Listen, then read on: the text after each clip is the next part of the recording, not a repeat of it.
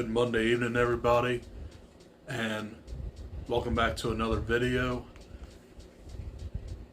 Today is July 31st, so that means one thing.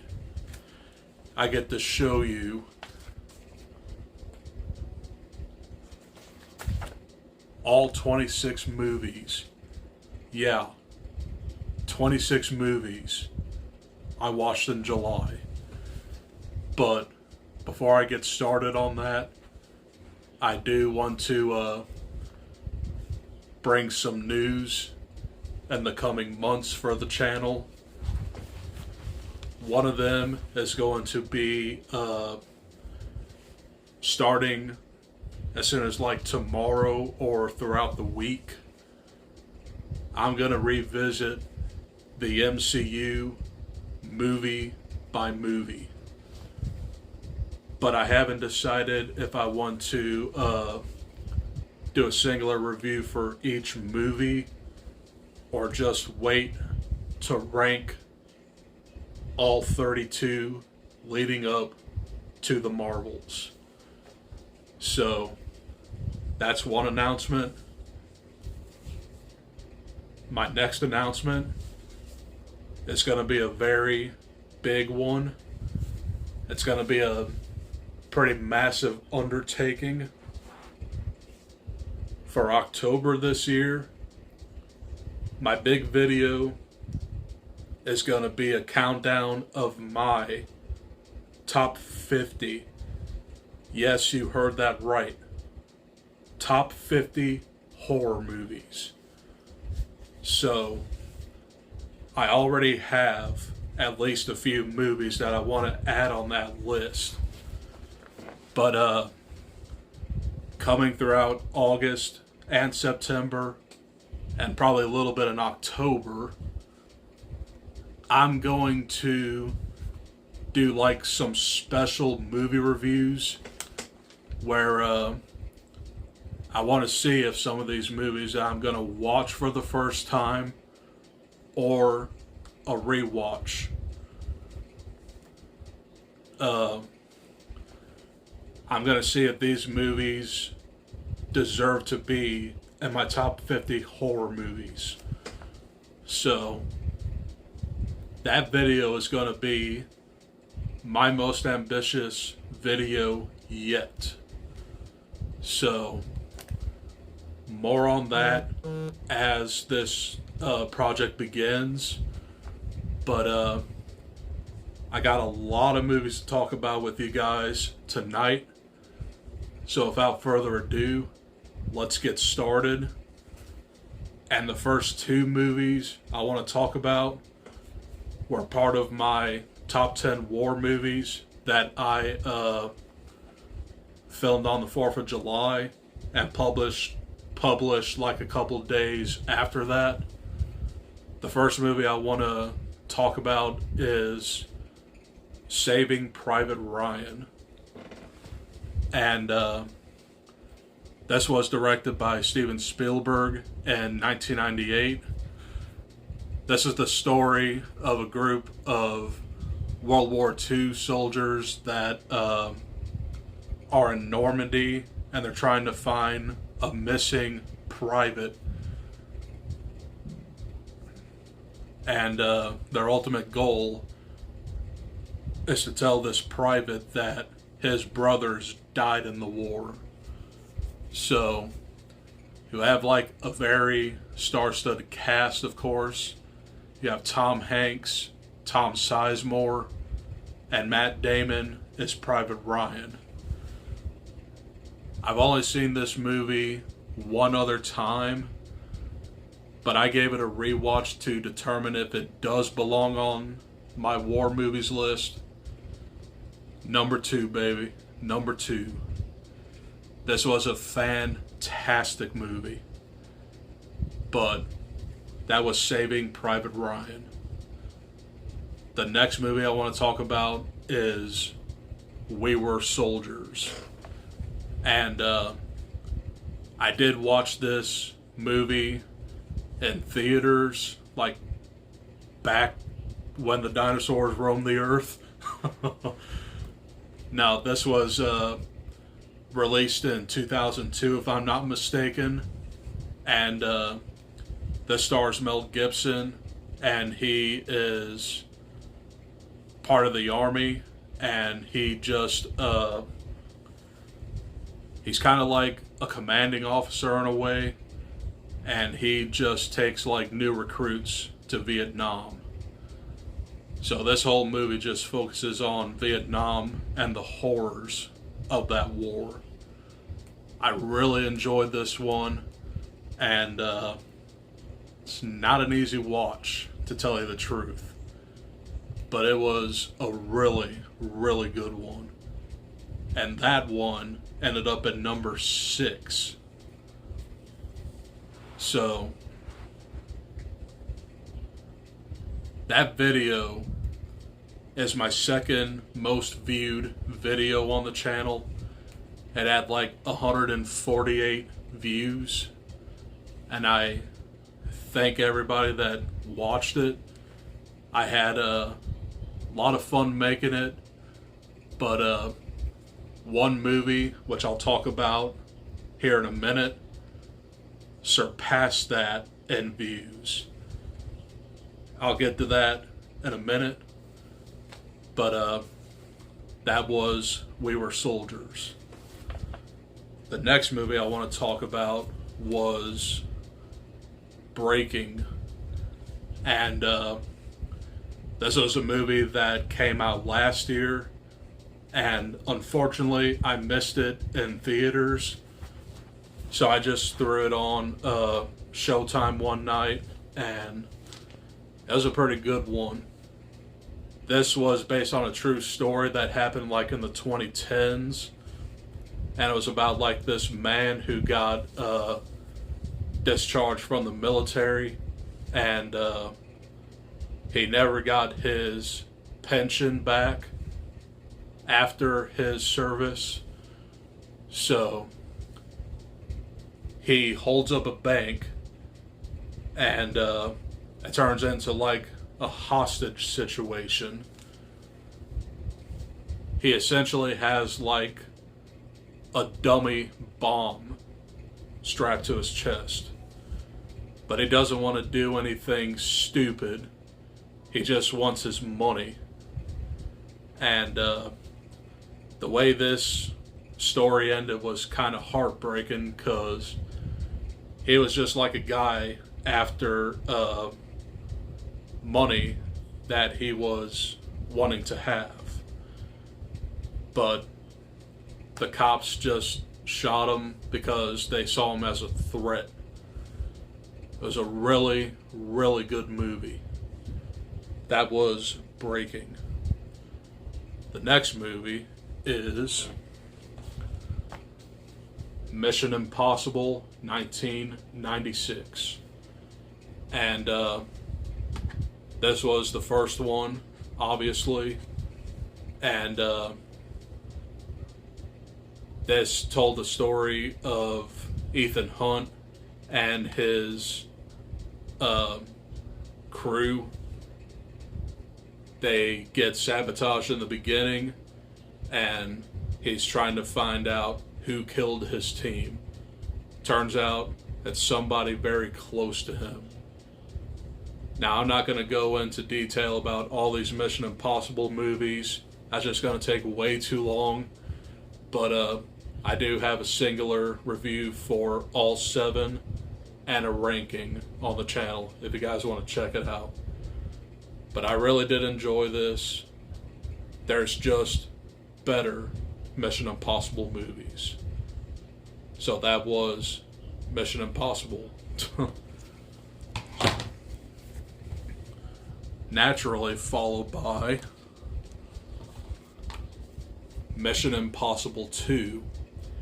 And this movie is the most bombastic, sillier one, where it's just like filled with like slow-mo action and just kind of a generic storyline. So Ethan Hunt is trying to prevent the Chimera virus from developing and wiping out the entire world. Pretty much all I gotta say about that. Mission Impossible 2.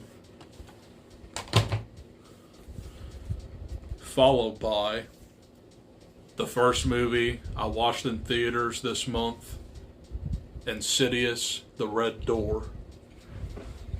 And to tell you the truth, this movie really wasn't on my radar, because I'm more of like a casual fan of Insidious. It's just like a PG-13 Conjuring movie. This movie expands on but whatever the last name of the family is. While it focuses on Patrick Wilson and his son Dalton.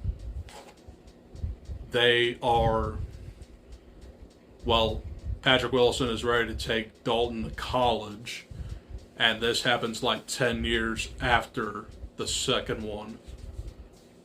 So basically, there's two halves to this movie, where it's like coming of age, and the other half is just like, oh, Insidious. We gotta have like demons and ghosts. There's very little of that. And this movie turned out to be like very disappointing. But if I actually rewatch the Insidious series, I'll see how I view this on a rewatch. But it's not very memorable. But that was Insidious the Red Door. And if you want my full thoughts, you can check out that video on the channel. But the next movie I saw is Sound of Freedom. And this movie has been all over the news recently. And this is the movie that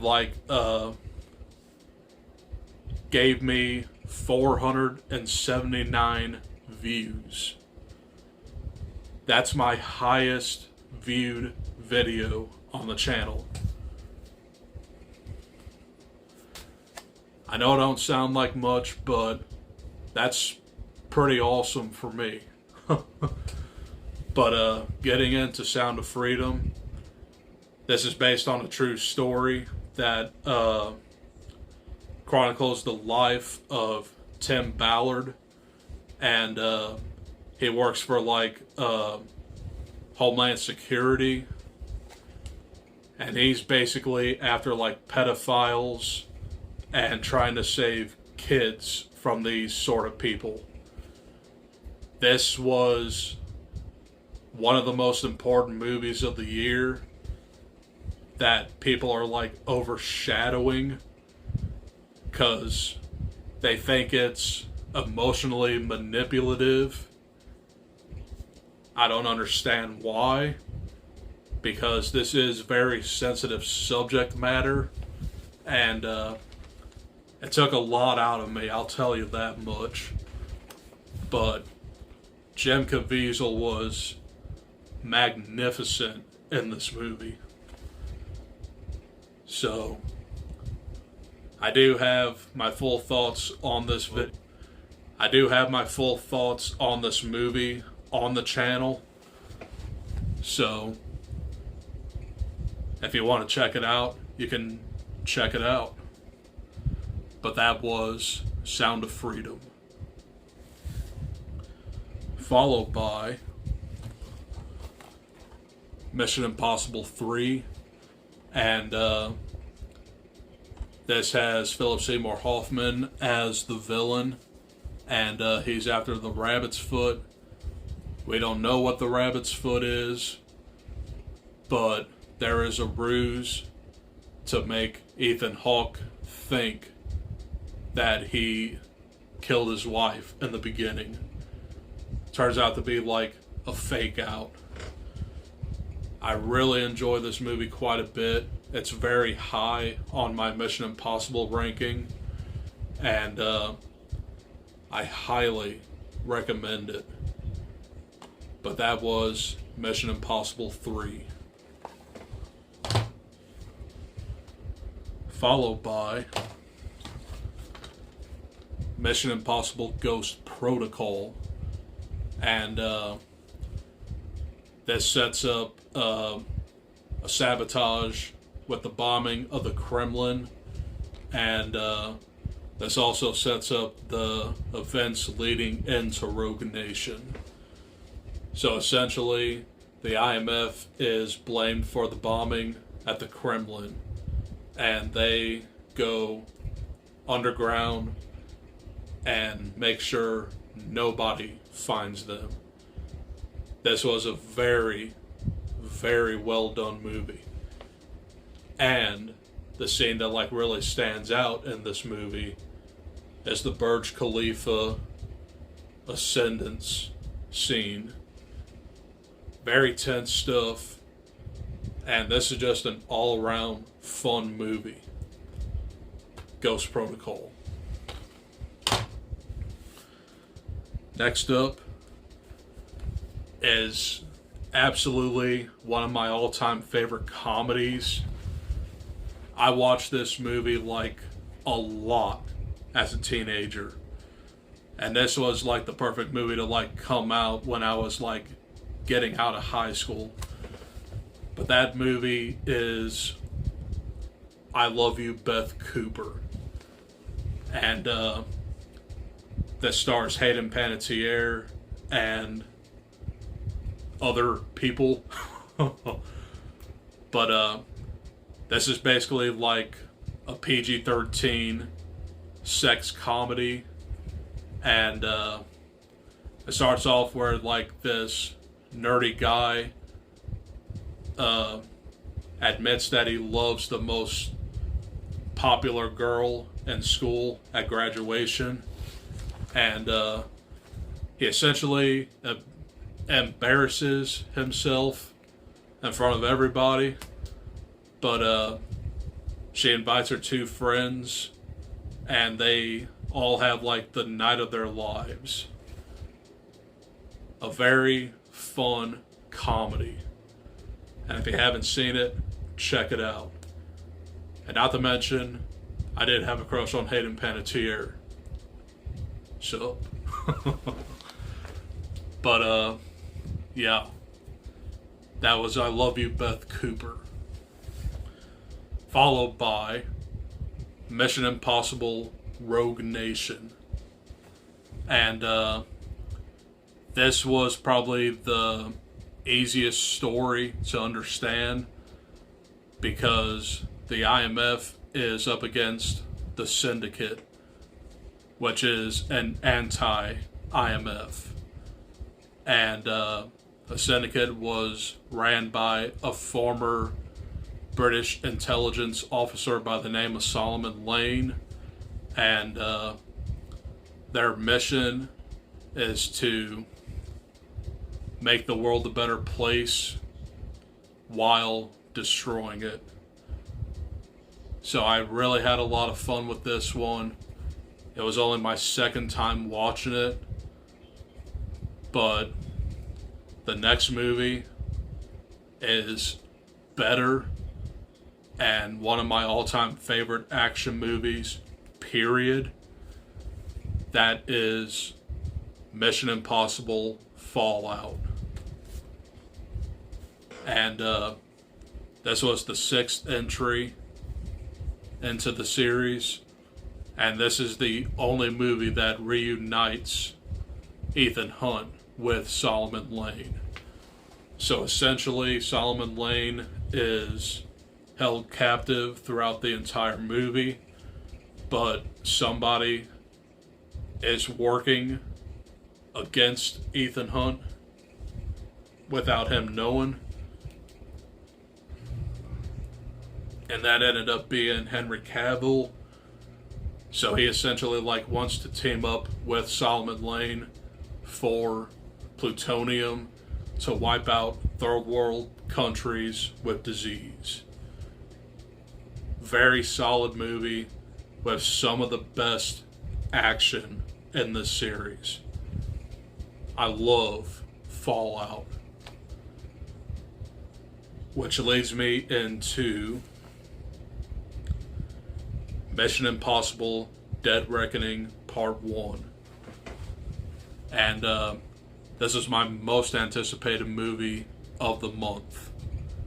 So, this is definitely the biggest of all of them. And there's a lot going on in this movie. But I'm just going to keep it brief. So basically, this has ties back to the original.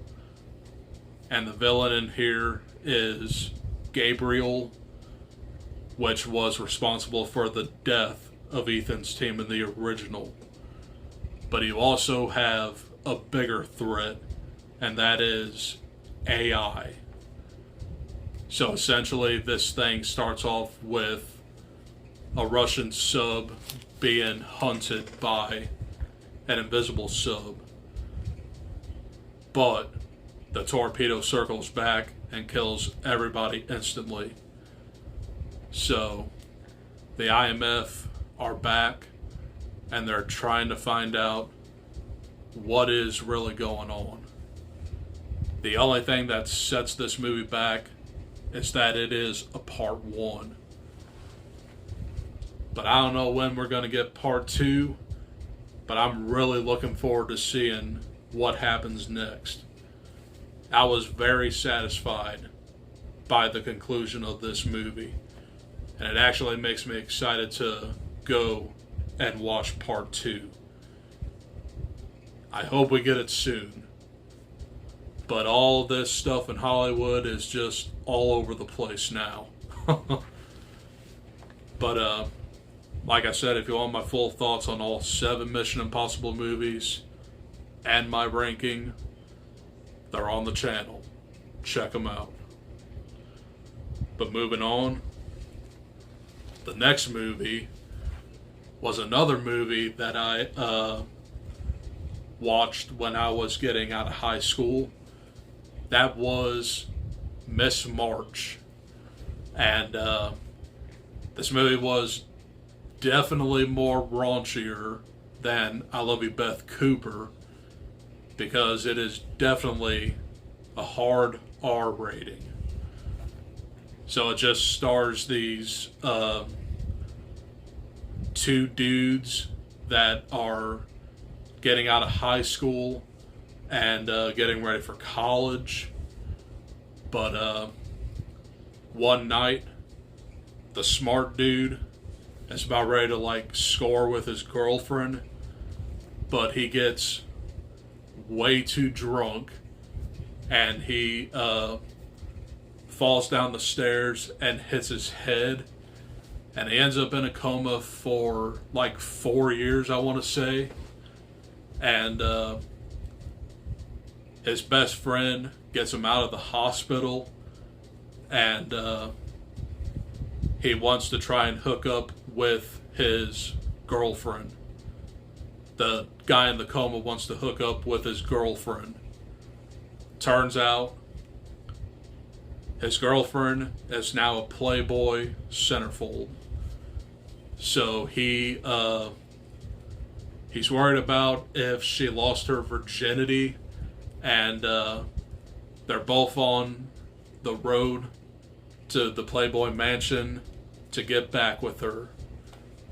But there's all sorts of shenanigans in this movie. Not to mention Craig Robinson as, and I'm really going to say this, Horstick.mpeg.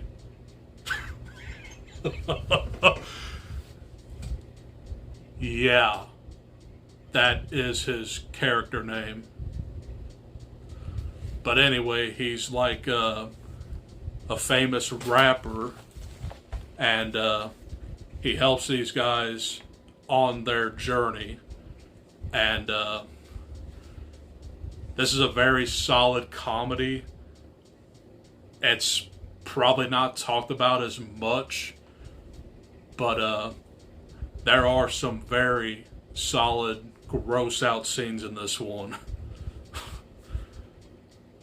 But I just had a lot of fun with this one. But that was Miss March. The next one was Man of the House. And this was another comedy that I watched. I guess I should have labeled Beth Cooper, Miss March, and Man of the House as my comedy stretch, because I watched all three of these on Max.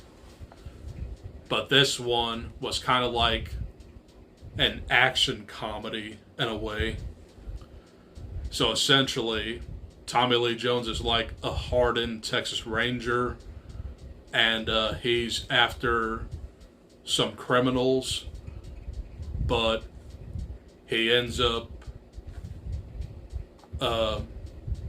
protecting some cheerleaders who witnessed a murder. So he goes undercover as like an assistant coach, and he protects them from the bad people or something. This movie was fine, but I don't think it was my favorite out of the three comedies I watched on Max, but I thought it was decent. That was Man of the House. The next one, oh boy, Children of the Corn 2023. Yeah, I finally watched this. That happened. But this movie released earlier this year, which, God, I forgot about. I watched this on Shudder like one Sunday or something, and this is kind of like a soft remake, and it now has a 12-year-old girl as your main antagonist. So this 12-year-old girl just starts off her own cult, and there's like this teenager who wants to put a stop to all this, but she fails. Look, this movie was strange and not really watchable. Not to mention the way this thing ends was stupid. Okay, that's enough of Children of the Corn 2023. Next was The Relic. And this was a first time watch for me. It was just like a late 90s creature feature that had like aspects of like the Crate from Creepshow, where essentially like this monster was locked inside a crate and it escaped in like the Chicago Natural History Museum. So it's kind of like a creature slasher feature. I really did enjoy this one, but will it end up in my top 50? We'll see. But very solid movie. It does take a while to get to what the creature looks like, but there are some gnarly kills in here. I really enjoyed this movie. So that was The Relic. Next up was Hayride. And this was one of the three movies that I just watched on Tubi. But kind of like lost interest in this one. But I can like tell you some things. So essentially it's about like this older dude who lost his daughter to like a murder, and he's just on the path of revenge. So there's like this group of teenagers who like does like a hayride during every Halloween, and he just gets loose, and this is just like a generic slasher. That's all I can say about hayride. Next up, I'm almost done. Lakeview Terrace. I've seen this movie like well over 10 times, and this is more of like a domestic thriller that has been on Lifetime, I'm sure, but that stars Patrick Wilson, Kerry Washington, and Samuel L. Jackson. So essentially, Patrick Wilson and Kerry Washington are like an interracial couple who moved next door to a cop, played by Samuel L. Jackson. So Sammy just starts terrorizing them, and they try to fight back, but what drives them out of the neighborhood is wildfires, and then Samuel L. Jackson just snaps, and the cops just shoot him down. This was kind of like a social commentary on race and racial relationships, and it's definitely a very decent Screen Gems thriller. That was Lakeview Terrace. Next movie is The Haunted Mansion, and I just posted my video on Haunted Mansion and The Haunted Mansion, so you can like go ahead and check that out before I post this one.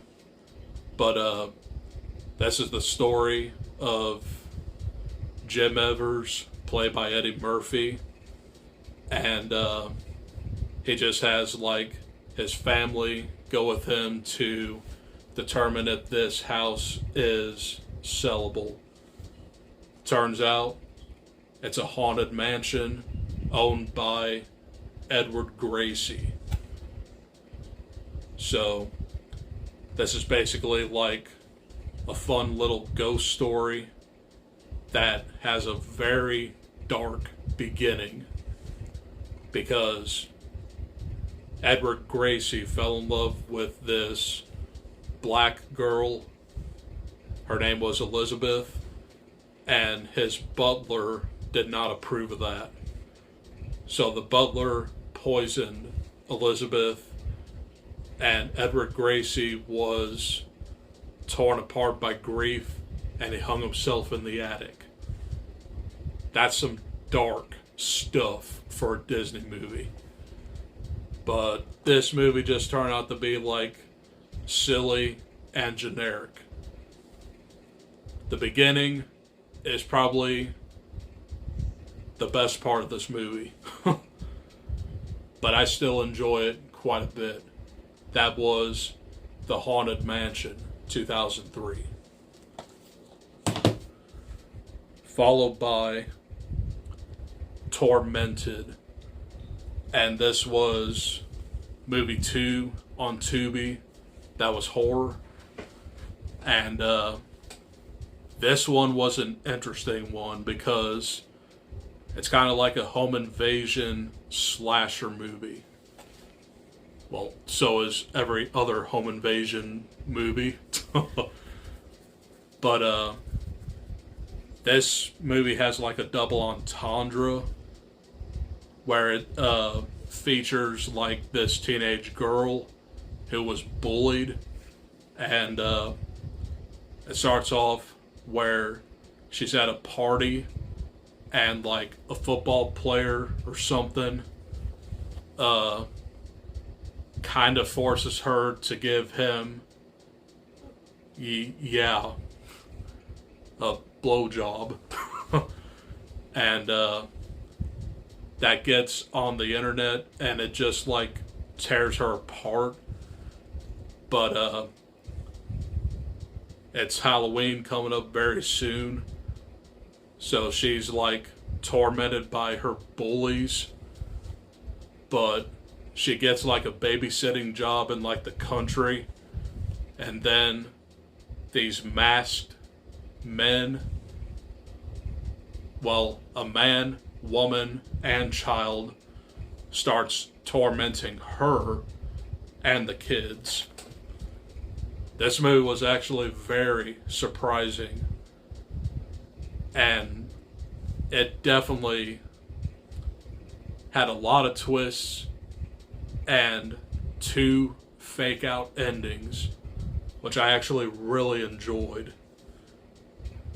This thing was like brutal, and it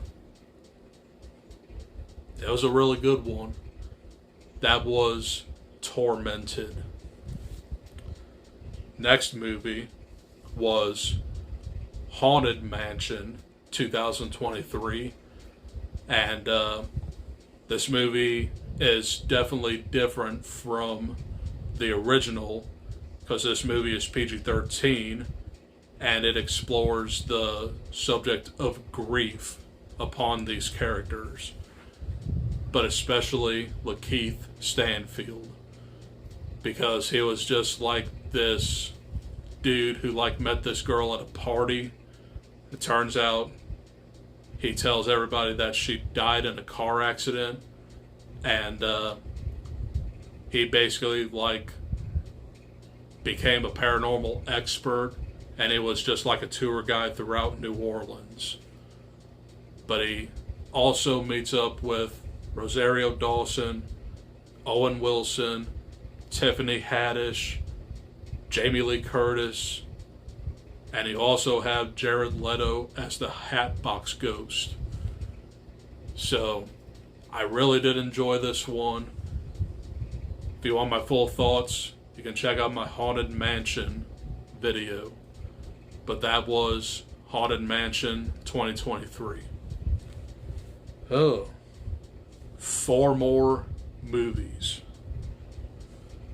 The next one was Torment.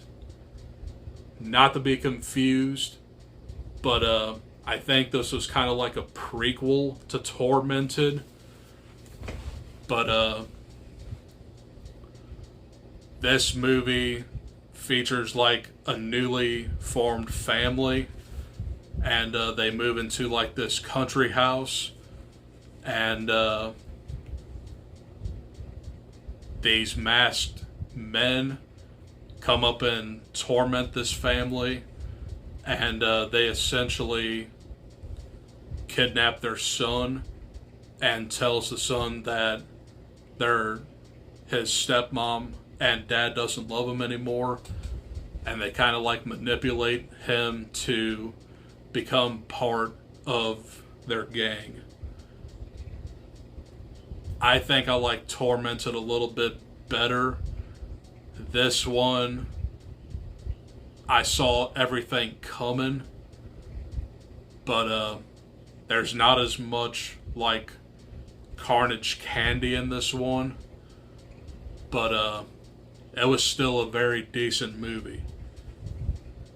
But Tormented has a slight edge. But that was Torment. I almost messed it up. Okay, 3 more movies. And the next one was Oppenheimer. So, I also filmed a review for this on the channel, but you'll probably get that review before this video. But this is the Christopher Nolan event of the summer, and it was part of Barbenheimer. As you saw, I didn't have Barbie on this list, so I'm just going to wait till streaming and then I'll review it. but this one I was definitely waiting for.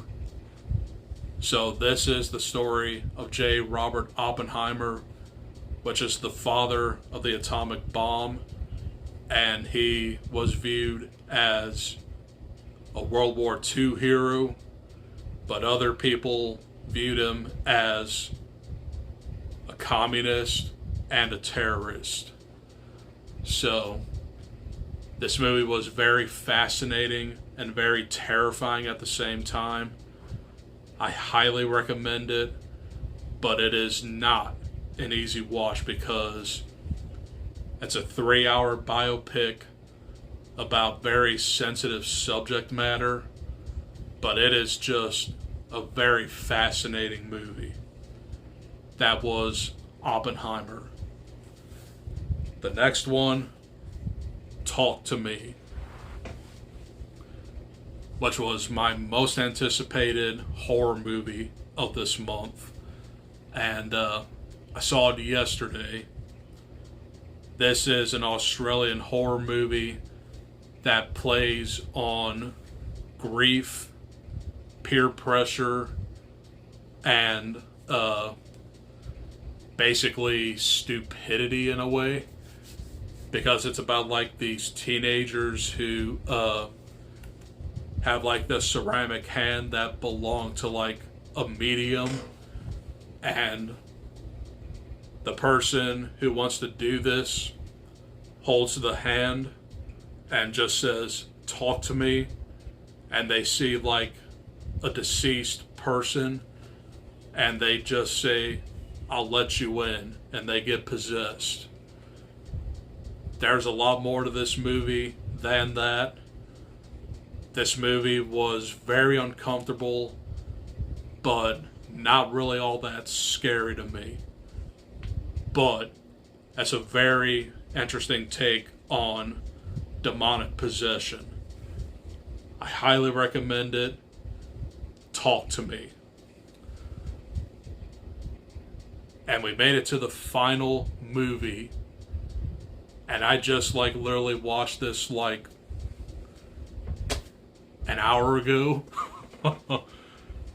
That was The Retaliators. And this was a movie that landed on my radar last year. I just never got a chance to see it because it was a very limited release movie. And this essentially has Michael Lombardi and a slew of other rock stars as a revenge horror movie.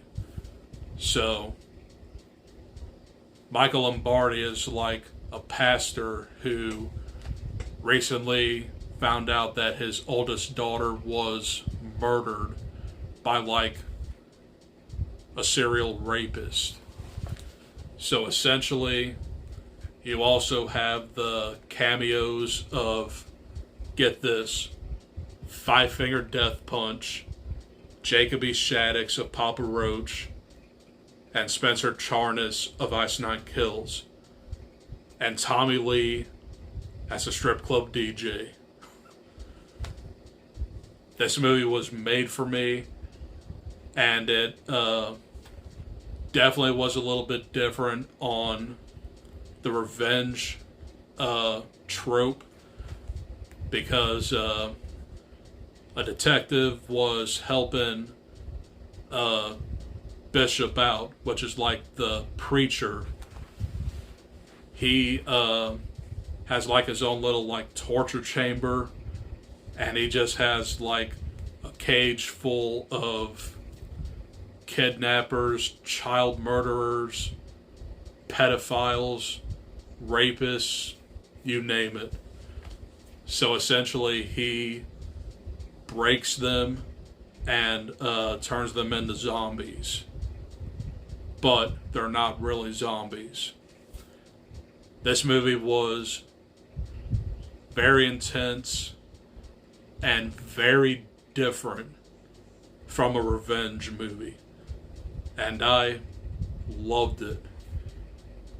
And that, folks, is 26 movies I watched in July. That was a lot. But a lot of exciting stuff coming up in August. I'm going to start the MCU as soon as tomorrow. Then Teenage Mutant Ninja Turtles Mutant Mayhem comes out. And so does the Meg 2, The Trench. So I'll probably have like a review for those like by the weekend. But stay tuned throughout August. You'll definitely get some horror movies coming up as reviews. I still have some in mind, so bear with me. That's all I gotta say for this video. And hope you guys enjoyed it. I definitely talked a lot, and this is definitely going to take a lot of editing. But I'll see you guys for my either Iron Man review or my TMNT Mutant Mayhem movie review. I gotta decide. But I'll see you guys in the next video.